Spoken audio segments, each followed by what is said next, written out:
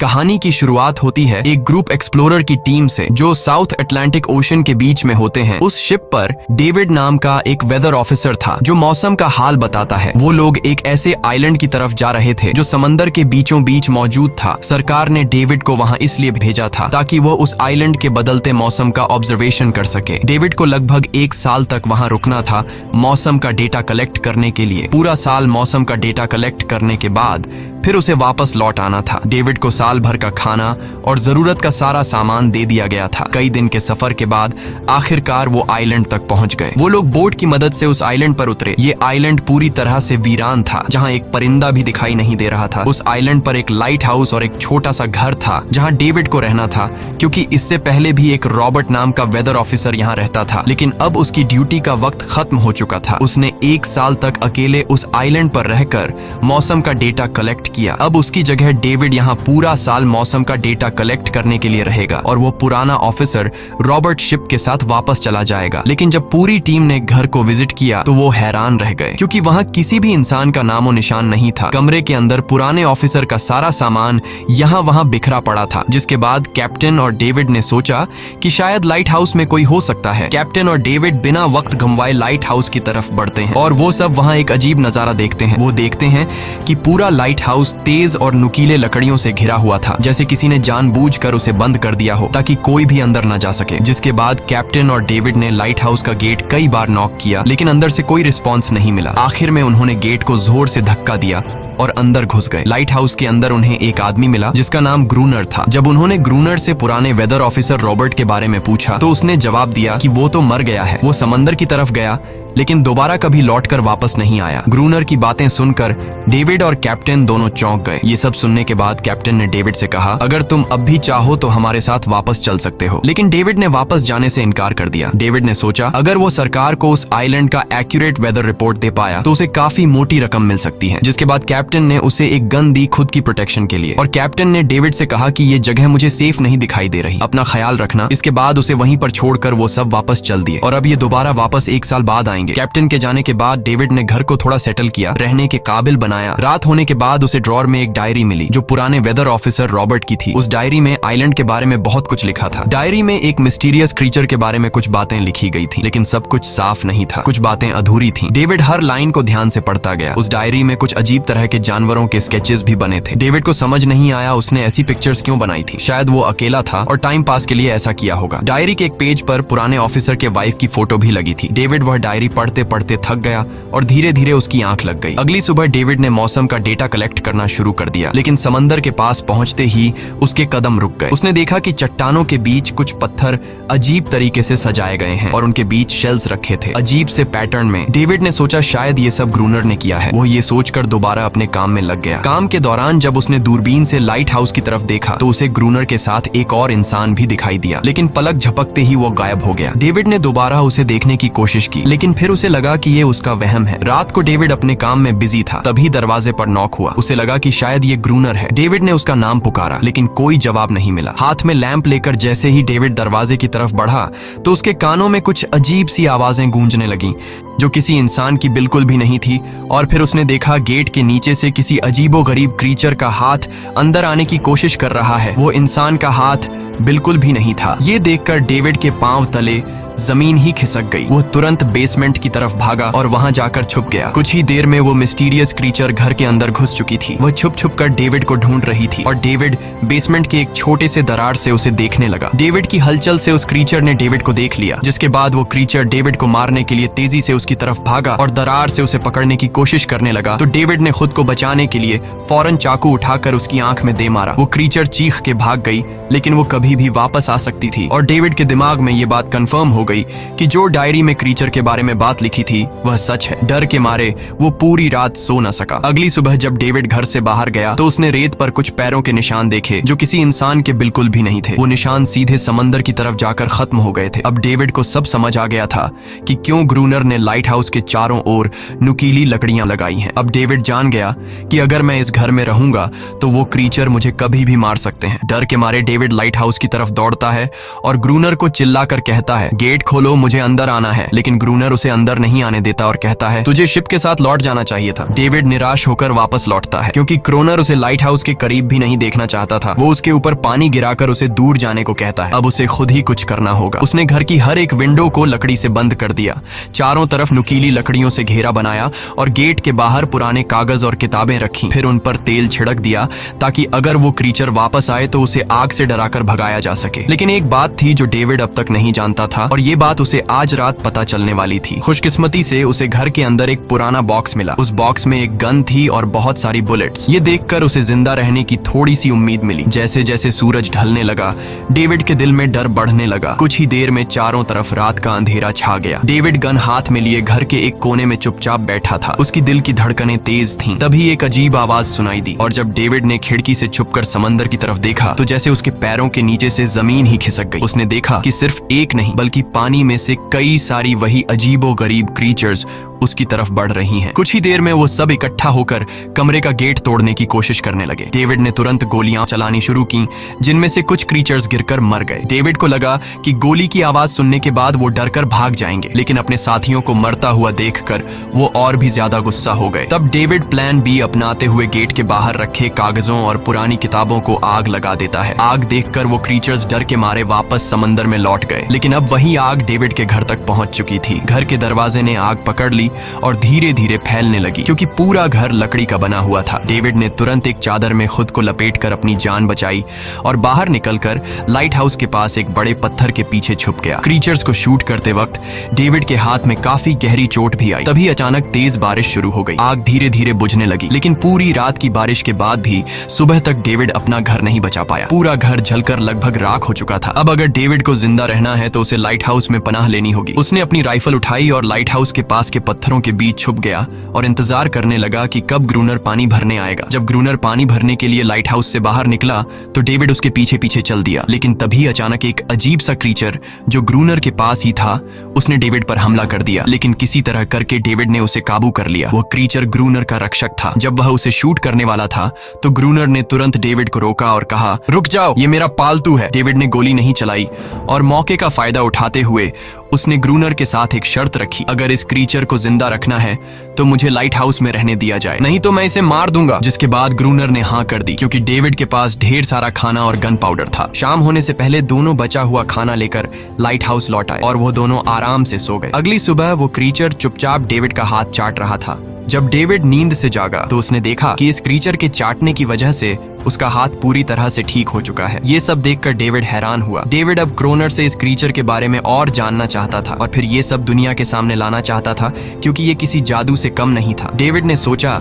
अगर इस क्रीचर का राज दुनिया के सामने हम लाते हैं तो डेविड और क्रोनर दोनों बहुत सारा पैसा और नाम कमा लेंगे। लेकिन क्रोनर को ये सब नहीं चाहिए था। वो इस आइलैंड से कहीं नहीं जाना चाहता था। क्रोनर का अब इस दुनिया में कोई नहीं बचा था। उसके लिए ये आइलैंड परफेक्ट था जहां वो अपने आप को एक किंग समझता था और अपनी मर्जी का मालिक। इसी वजह से उसने आइलैंड के कई हिस्सों में लिख दिया था, क्रोनर यहाँ का बादशाह है। लेकिन डेविड को ये समझ नहीं आ रहा था कि ये अजीब सी क्रीचर क्रोनर की फालतू कैसे बनी। तो क्रोनर ने बताया कि एक बार क्रोनर ने उसकी जान बचाई थी। वो गलती से उसके फिशिंग नेट में फंस गई थी। तब ये क्रीचर छोटी थी और उस दिन के बाद से वो क्रोनर के साथ ही रह गई। उसकी हर बात माननी शुरू कर दी। लेकिन क्रोनर एक सख्त इंसान था। वो इस क्रीचर के साथ बहुत बुरा बर्ताव करता था। क्रोनर हर दिन इस क्रीचर के साथ फिजिकल रिलेशन रखता था। क्रोनर ने बताया कि एक बार इस क्रीचर ने मुझ पर हमला भी किया था और उसके बदले में क्रोनर ने उसे ऐसी सजा दी कि उस सजा के बाद वो क्रीचर अपने आप को क्रोनर की गुलाम समझने लगी। और आप सब भी समझ गए होंगे कि हर रात वो क्रीचर समुद्र से बाहर क्यों आते हैं। वो सभी इसलिए आते हैं ताकि अपने साथी को क्रोनर से छुड़वाकर वापस ले जाए। लेकिन क्रोनर ऐसा नहीं होने देता। वो क्रीचर्स दिन के उजाले में अटैक नहीं कर सकते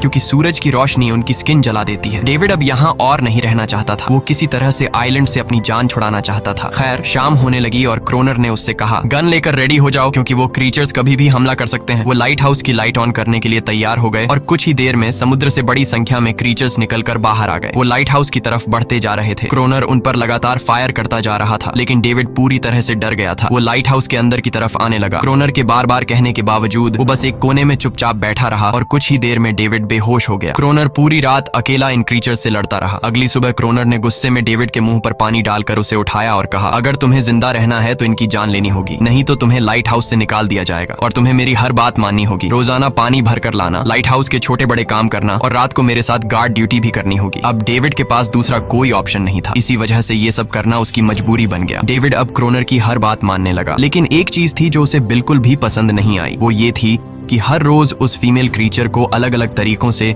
फिजिकली टॉर्चर करना। रात होती है, दोनों फिर से गार्ड ड्यूटी के लिए तैयार हो जाते हैं और एक बार फिर वो क्रीचर समुद्र से निकलकर बाहर आते हैं। लेकिन आज डेविड को डर नहीं लग रहा था। उसने क्रीचर पर फायरिंग शुरू की, मगर आज क्रोनर कुछ भी नहीं कर रहा था। वो डेविड को बाहर छोड़कर लाइट हाउस का गेट बंद कर देता है और खुद चुपचाप अंदर बैठ जाता है ताकि डेविड खुद सीख सके कि इन क्रीचर्स से कैसे लड़ा जाता है। इसी तरह डेविड को लड़ते लड़ते वो रात कट जाती है और सुबह हो जाती है। सुबह क्रोनर ने देखा कि डेविड लाइट हाउस के गेट के बाहर खून में लथपथ बैठा था। अब उसने सीख लिया था कि इन क्रीचर्स से कैसे लड़ना है। इसी तरह समय गुजरता गया, रातों को इन क्रीचर्स से लड़ते हुए और दिन भर क्रोनर के लाइट हाउस के काम संभालते हुए। ये आइलैंड अब उसके लिए एक बंद घर जैसा हो गया था। वो हर वक्त सोचता रहता था कि कब ये जगह छोड़कर आजादी की सांस लेगा। समय के साथ साथ डेविड का उस फीमेल क्रीचर के साथ एक अजीब सी दोस्ती बन गई थी। डेविड को उसके लिए अब बुरा लगने लगा था। अब उसे समझ आया कि अपने लोगों को छोड़कर अकेला रहना कितना मुश्किल होता है। शायद वो क्रीचर भी कुछ ऐसा ही महसूस करती थी। डेविड ने उस क्रीचर को एक नाम भी दिया, अनारियस। इसी तरह से दिन गुजरते गए और फिर एक दिन उन्होंने देखा कि इन क्रीचर्स के अटैक्स धीरे धीरे कम हो रहे हैं। डेविड सोचता है शायद सर्दियों में वो कहीं और चले जाते हैं या फिर शायद उन्हें समझ आ गया था कि इन दोनों से लड़कर कुछ हासिल नहीं होगा। लेकिन क्रोनर ने उससे कहा कि ऐसा बिल्कुल नहीं है, वो फिर से अटैक करेंगे। अब वो अपनी संख्या बढ़ा रहे हैं। कुछ और दिन ऐसे ही गुजर गए। एक रात डिनर के बाद क्रोनर और डेविड ने टाइम पास के लिए चेस खेलना शुरू किया, लेकिन यहीं पर क्रोनर से एक बड़ी गलती हो गई। वो दोनों खेल में इतने उलझ गए कि लाइट हाउस की लाइट्स ऑन करना ही भूल गए। अंधेरे का फायदा उठाकर क्रीचर्स ने उन पर अटैक कर दिया। डेविड ने देखा कि क्रीचर्स की संख्या इतनी ज्यादा थी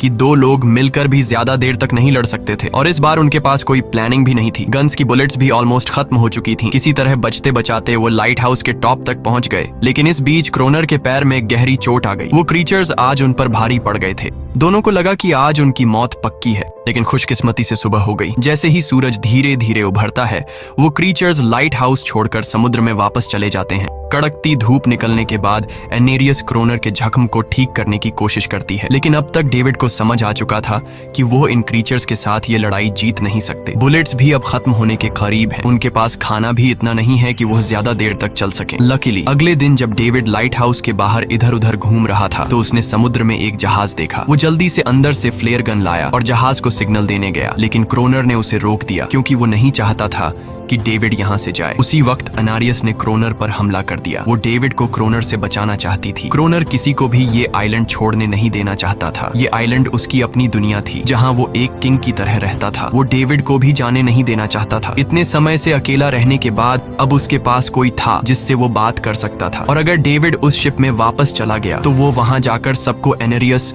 और उनके बारे में बता देगा। इसलिए अब डेविड यहाँ से नहीं जा सकता। धीरे धीरे वो शिप डेविड की आंखों के सामने समुद्र में गायब हो गई। अब उसके पास कुछ भी करने को नहीं था। कुछ और दिन ऐसे ही बीत गए। क्रोनर अब भी डेविड और अनारियस दोनों के साथ बुरा बर्ताव कर रहा था, लेकिन अनारियस को वो खास तौर पर मारता था, जो डेविड को बिल्कुल पसंद नहीं था। एक दिन डेविड ने अनारियस को एक छोटी टॉय बोट गिफ्ट में दी जो उसने किसी मछली की हड्डी से बनाई थी। लेकिन जब अनारियस ने उस बोट को देखा तो वो डेविड को आइलैंड के एक ऐसे कोने में ले गई जहाँ सचमुच एक असली बोट रखी थी। जब डेविड ने इस बोट के बारे में क्रोनर से पूछा तो उसने कहा हाँ, उसे पहले से पता था कि आइलैंड के इस हिस्से में एक बोट है। क्रोनर कहता है कि कुछ लोग इस आइलैंड तक बोट के जरिए अपनी जान बचाने आए थे, लेकिन सुबह होने से पहले उनमें से कोई भी जिंदा नहीं बचा। सबको इन क्रीचर्स ने मार दिया। वो सब शिप में गोला बारूद ले जा रहे थे, लेकिन समुद्र में आए तूफान की वजह से उनका शिप इसी आइलैंड के पास डूब गया। ये सब सुनते ही डेविड के दिमाग में एक आइडिया आया। उनके पास एक डाइविंग सूट जैसा कुछ था। डेविड ने कहा कि अगर हम दोनों में से कोई उस सूट को पहनकर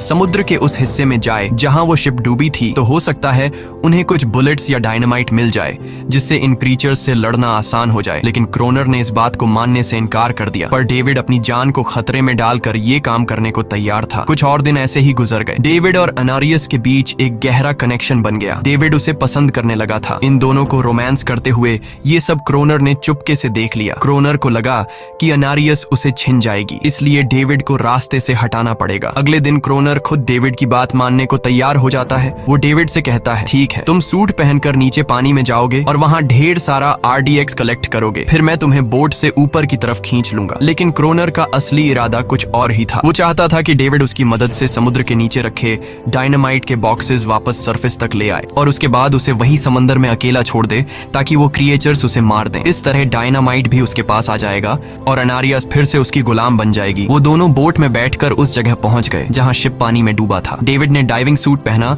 और समंदर के नीचे उतर गया। नीचे जाने के बाद डेविड ने देखा कि शिप पूरी तरह तबाह हो चुकी है, लेकिन उसकी किस्मत अच्छी थी कि उसे कुछ डायनामाइट के बॉक्स मिल गए। लेकिन तभी अचानक कुछ क्रिएचर उसके सामने आ गए। क्रिएचर्स को देखते ही डेविड घबरा गया और नीचे गिर पड़ा। वो डाइविंग सूट इतना भारी था कि वह हिल भी नहीं पा रहा था और डेविड क्रोनर को ऊपर सिग्नल भी नहीं भेज पाया। क्रोनर को लगा कि शायद वह क्रिएचर्स डेविड को मार चुके हैं, लेकिन असल में वो तो सिर्फ 2 छोटे बच्चे थे। डेविड ने जैसे तैसे करके अपना डाइविंग सूट वहीं छोड़ दिया और ऊपर सतह तक खुद को पहुंचाया। उन्हें वहां कुछ पुराने बॉक्स मिले जिनमें डायनामाइट था। इसके बाद यह दोनों काम पर लग गए। उन्होंने लाइट हाउस के आसपास 2 लेयर्स में डायनामाइट बिछा दिया ताकि जब अगला हमला हो तो वे मॉन्स्टर्स को एक ही बार में खत्म कर सकें। कुछ महीने बीत गए और बर्फबारी का मौसम आया, लेकिन एक बार फिर वो क्रिएचर्स गायब हो गए। अचानक से अटैक बंद हो चुके थे, जैसे क्रिएचर्स को खबर मिल गई हो कि उनके लिए जाल बिछाया गया है, इसीलिए अब वो अटैक नहीं कर रहे थे। क्रोनर को लगा कि शायद एनारियस ने उन क्रिएचर्स को खबरदार कर दिया है, जिसकी वजह से वो एनारियस पर जुल्म करने लगा, लेकिन डेविड ने उसे रोक लिया। आखिर में दोनों ने मिलकर एक नया प्लान बनाया, लाइट हाउस का मेन गेट खुला छोड़ने का, ताकि जैसे ही वो क्रिएचर्स पास आए डायनामाइट से उन सबको उड़ा दिया जाए। डेविड ने चालाकी से काम लेते हुए एनारियस को लाइट हाउस के टॉप पर चीखने को कहा। एनारियस की आवाज सुनते ही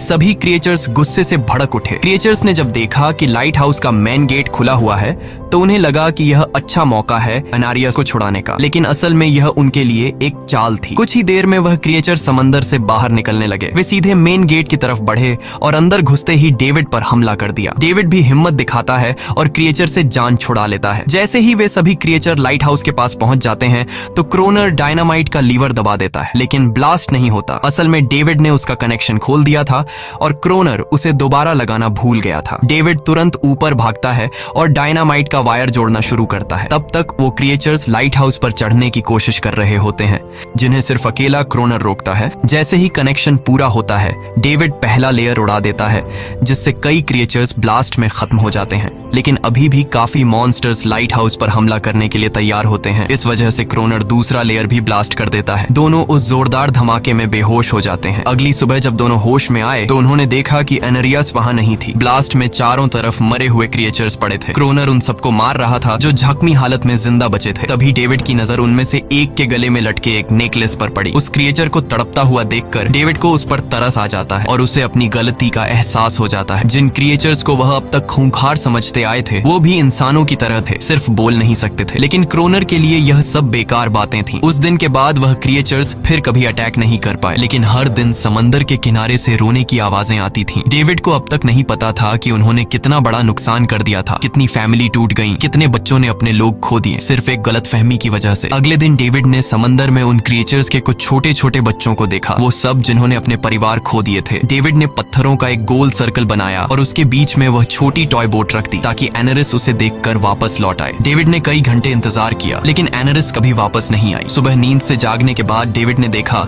कि क्रोनर सो रहा है। क्रोनर के पास कुछ पुरानी चीजें रखी थीं, उनमें एक पुरानी तस्वीर भी थी और जैसे ही डेविड ने उस तस्वीर को देखा वह हैरान रह गया। वह लड़की जिसका फोटो उसने पहले दिन पुराने ऑफिसर रॉबर्ट की डायरी में देखा था, वह कोई और नहीं बल्कि क्रोनर की पत्नी थी और फोटो में क्रोनर उसके साथ खड़ा था। असल में 1 साल पहले आए वेदर ऑफिसर रॉबर्ट मरा नहीं, बल्कि उसने अपनी पहचान बदल दी थी, यानी क्रोनर ही वेदर ऑफिसर रॉबर्ट है। बस उसने अपना नाम बदल लिया था क्योंकि अब वह कभी इस आइलैंड को छोड़ना नहीं चाहता था। ये सब देखकर डेविड ने भी यह उम्मीद छोड़ दी कि वह कभी इस आइलैंड से जा पाएगा। अगले दिन शाम को जब डेविड समंदर के किनारे गया उसने देखा कि उस सर्कल में रखी छोटी बोट अब वहां नहीं थी, लेकिन उसी जगह पर उसने एक क्रीचर का छोटा सा बच्चा देखा जिसके हाथों में वह बोट थी। डेविड ने अपने हाथ में जलती हुई लकड़ी को उस सर्कल के बीच में फेंक दिया ताकि वह दिखा सके कि उसका इरादा लड़ने का नहीं है और उससे किसी को खतरा महसूस न हो। वह उनके साथ दोस्ती करना चाहता था। कुछ ही देर बाद समंदर की लहरों से एनारिस निकलती है और उसके पीछे पूरा क्रीचर्स का ग्रुप भी समंदर से बाहर आता है, लेकिन इस बार परिवार कोई भी डेविड पर अटैक नहीं करता क्योंकि वे भी अब शांति चाहते हैं। उनका इरादा सिर्फ एक सुरक्षित जगह पाने का था अपने बच्चों के लिए। लेकिन तभी वहां क्रोनर हाथ में बंदूक लिए पहुंच जाता है। क्रोनर को लगता है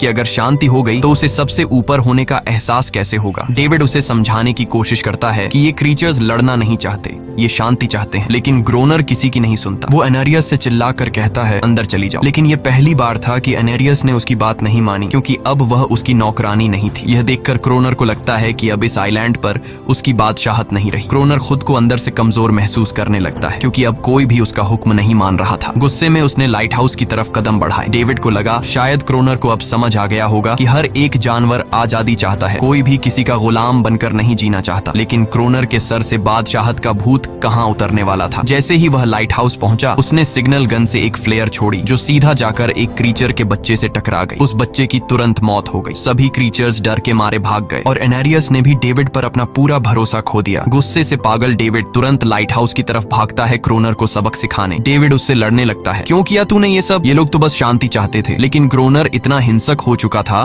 कि उसने डेविड को मारने का फैसला कर लिया। वह हाथ में लोहे का रॉड लेकर जैसे ही डेविड पर वार करने जा रहा था, डेविड ने उसे उसके असली नाम से पुकारा और कहा, रुक जाओ रॉबर्ट, तुम खूनी नहीं हो। ये सुनकर क्रोनर एकदम रुक गया। असल में रॉबर्ट ऐसा इंसान कभी था ही नहीं। इस आइलैंड पर आने के बाद अकेले रहने की वजह से उसकी मेंटल हेल्थ बिगड़ चुकी थी। अकेलापन, अपनी पत्नी की मौत और गहरा डिप्रेशन, इन सब ने उसे ऐसा बना दिया था। वह असल में कोई किलर नहीं था, वह एक अच्छा इंसान था। क्रोनर को एहसास हुआ कि ये क्रीचर्स कभी लड़ना नहीं चाहते थे, वे बस शांति चाहते थे। क्रोनर ने उन्हें सिर्फ इसलिए मारा ताकि वह खुद को पावरफुल दिखा सके। और अब क्रोनर को अपनी गलती का एहसास हो चुका था, इसीलिए उसने खुद को उन क्रीचर्स के सामने सरेंडर कर दिया और कुछ ही पलों में उन्होंने उसे मार दिया। डेविड लाइट हाउस के अंदर खुद को लॉक कर लेता है। समय ऐसे ही बीतता चला जाता है और 1 साल बाद आइलैंड पर एक गवर्नमेंट अफसर आता है। साथ में एक नया वेदर ऑफिसर भी होता है। अब नए गवर्नमेंट अफसर ने इस आइलैंड पर वेदर मॉनिटर की ड्यूटी करनी थी। जब कैप्टन पिछले अफसर के बारे में डेविड से पूछता है तो डेविड भी वही बात करता है कि वह पानी की तरफ गया था लेकिन कभी वापस नहीं आया। और वेदर ऑफिसर को भी लगता है कि डेविड ही ग्रोनर है। डेविड ने भी उनकी इस गलतफहमी को ठीक नहीं किया। वह चुपचाप बालकनी पर गया